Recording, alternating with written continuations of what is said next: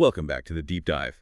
Today we are strapping in for a real high-velocity masterclass. We're focusing entirely on CIMA E1, Chapter 2, the activities of finance professionals. And we really want you to think of this as more than just a chapter. This is the finance value chain. The value chain. Yeah, think of it like a journey, a process map that takes you from the smallest, messiest piece of raw data all the way to, driving real strategic impact in a huge organization. Right. So our mission here is to give you a structure to memorize this whole flow.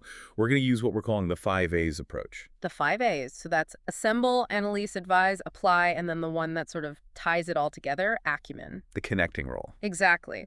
And that structure itself, it signals this massive shift in finance. I mean, historically, the finance team was just the company historian. Just reporting what happened last year, last quarter. Precisely. All about compliance. But now you're expected to be the architect using real acumen and management to actively, shape what comes next. That's the value. Okay, let's unpack that. We have to start at the beginning of the chain where it all begins, assembling information. And if this foundation is weak, the whole thing just crumbles. So what's the first distinction we need to make here? It's the absolute fundamental, the difference between data and information. People use them interchangeably, but they're not the same. Okay. Data is just raw material. It's unprocessed facts and figures. Think of it like a pile of bricks and cement just dumped at a construction site. Not very useful on its own. Right, just a pile. So information is? Information is when you process that data. You clean it, you give it context, and suddenly it's meaningful. It becomes the architect's blueprint. Ah, I like that. Data is the bricks, information is the blueprint. That's the memory hook right there. But today, organizations aren't just dealing with neat ledger entries anymore, are they? The source material has, well, it's exploded. It really has. So you've got two main types of data now. First, the one we all know, structured data. It's neat stuff. The neat stuff. Traditional, searchable, fits perfectly into rows and columns in a database. Financial metrics, transaction data. That's our comfort zone. And then there's the beast. The beast is a good word for it. Unstructured data. And that's really what we mean when we talk about big data. So emails, social media posts. The photos, voice recordings, sensor readings. Everything that doesn't fit into a nice little box. It's huge, it's messy, but it holds these incredible insights if you can just get your arms around it.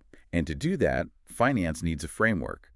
The 4 V's of big data. Yes. The first 3 really just describe the challenge. You have volume, the sheer quantity of it all. Then velocity, which is the speed it's being created at. If you're not acting in real time, you're already behind. You're already losing. And then variety, all those different forms we just mentioned. Text, video, numbers. But the 4th V, this is the one that I think should keep a finance professional up at night. Veracity. Absolutely. Veracity is all about trustworthiness. I mean, is this data accurate? Is it reliable? If you're about to base $1 billion investment on it, you have to be sure. So you have all this raw, potentially untrustworthy data. How do you actually transform it into that reliable blueprint? It's a 3-step technical process. First, you collate or collect it. Then, the really painful but vital step. You clean it, quality control, and finally, you achieve connectivity. That means integrating all your different data sources so they can actually talk to each other. Okay, I see the connection now. Yeah. That focus on veracity and cleaning, Yeah. it links directly to the qualities we need in the final output, in the information itself. It does, and there's a great mnemonic for those qualities. Accurate. Right, and cleaning the data directly helps you hit the A and the C in accurate. Exactly. So for everyone listening, accurate means the information has to be accurate, complete, cost-effective. The benefit has to outweigh the cost. Just understood, relevant, authoritative, timely, and easy to use. If you don't clean the data, you fail on accuracy and completeness right out of the gate. So once you've spent all that time and effort ensuring data integrity, you need to get the maximum intelligence from it. Which is the perfect bridge to our second A, analyzing for insights. This is where we transform that clean information into actual strategic intelligence. And the key model here is the analytics ladder. Yes, 4 levels, each one getting more complex and adding more value. The first 2 are backward-looking. Level 1 is descriptive analytics. What happened? Simple as that. Your classic variance analysis. Actuals versus budget. It's just summarizing the past. And then you build on that with level 2, diagnostic analytics. Which answers? Why did it happen? You're digging in, doing root cause analysis. Why did sales dip? What caused that cost overrun? Okay, but now it gets really interesting. We start looking forward. This is the fun part. Level 3 is predictive analytics. What will happen? Here you're using models, stats, trends to forecast the future, projecting cash flows, for example. And then the very top of the ladder, where finance becomes the architect. That's prescriptive analytics. It answers the ultimate question. How can we make it happen? It doesn't just predict, it gives you specific, optimal recommendations to achieve an outcome. Let's make that real with the airline example. Walk us up the ladder. Okay, so, descriptive. We report that our average seat revenue on the London-Paris route fell by 5% last month. Just a fact. Diagnostic tells us why. We dig in and find 75% of that drop was because a competitor ran a massive sale. Right. Now, predictive analytics takes that and forecasts that if we do nothing, we're only going to fill 60% of our seats on that route next week. But the real value, the billion-dollar insight, comes from the prescriptive level. This is it. The prescriptive model tells the CEO, to maximize profit, we need to lower the seat price by exactly 8.5%, but only on Tuesday morning, and we need to target these specific business accounts. That's not just a report, that's a battle plan. That is strategic control. But you know, that kind of analysis, especially prescriptive, that sounds like it needs a huge tech investment. AI, data scientists. Yeah, it's a real challenge, no doubt.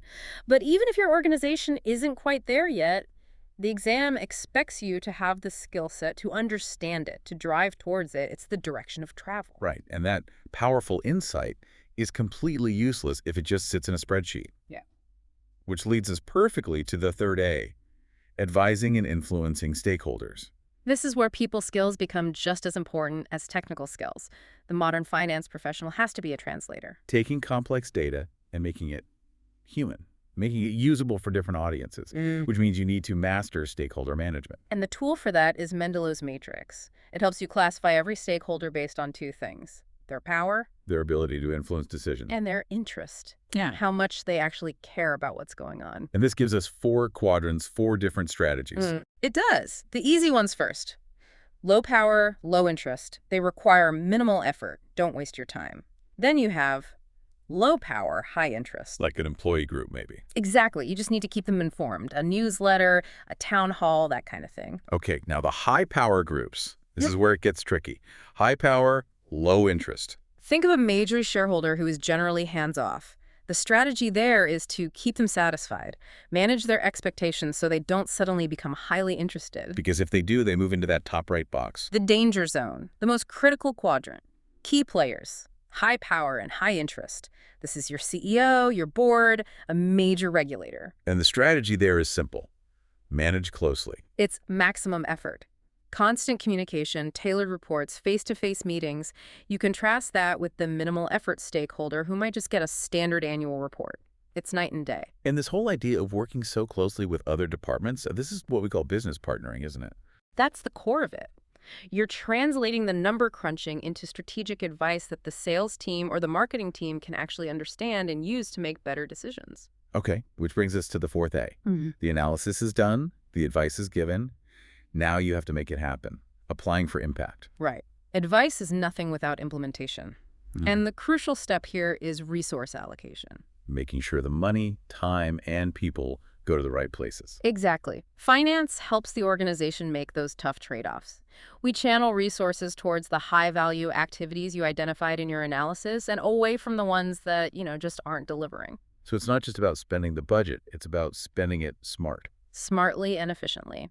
And to make sure that spending has the impact you want, you need control. You need a feedback loop. The safety mechanism. It really is. You monitor your actual performance against the plan, against the budget.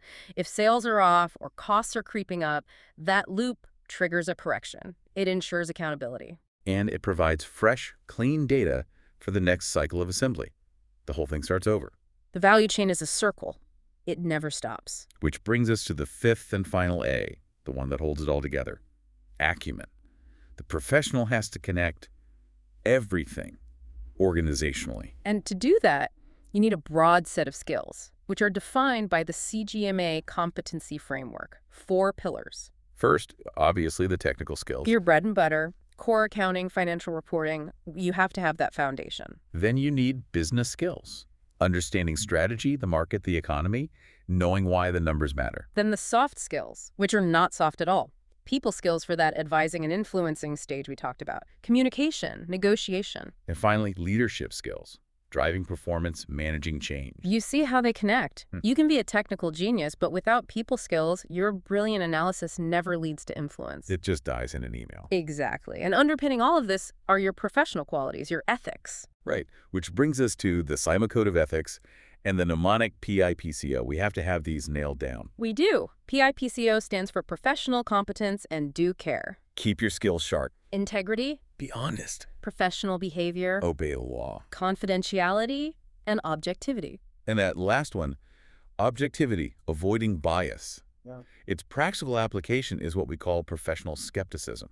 This is, for me, the single most critical mindset. It's the questioning mind. You don't just accept what you're given. Never. You are paid to challenge, to question figures, to critically assess assumptions. You actively look for evidence that contradicts what you're being told. Give me a quick real-world example of that. Okay. Marketing comes to you with a crazy high sales forecast for next quarter because they want a bigger budget. A passive accountant just plugs that number into the model. But a professional with skepticism. Challenges them. Asks for the market research. Compares their forecast to how accurate they've been in the past. And you might have to put in a lower, more objective number, even if it causes a bit of friction. That's integrity. That's objectivity in action. So the entire journey, this finance value chain, we start by ensuring data integrity when we assemble. We develop insights when we analyze. We use those insights to gain influence when we advise. And we drive impact when we apply. The whole thing really shows how the value of finance has shifted from just reporting on the past to actually deploying solutions for the future. So what does this all mean for you as you're studying? It means you have to internalize this flow. When you see a problem, don't just think, what formula do I use? Think, where am I in the value chain? What is my purpose here? And always, always focus on that future-facing role of acumen, your ability to apply knowledge and make sound judgments. Just remember this. The past is for compliance. The future is for management and creating value. Your job is to drive that success.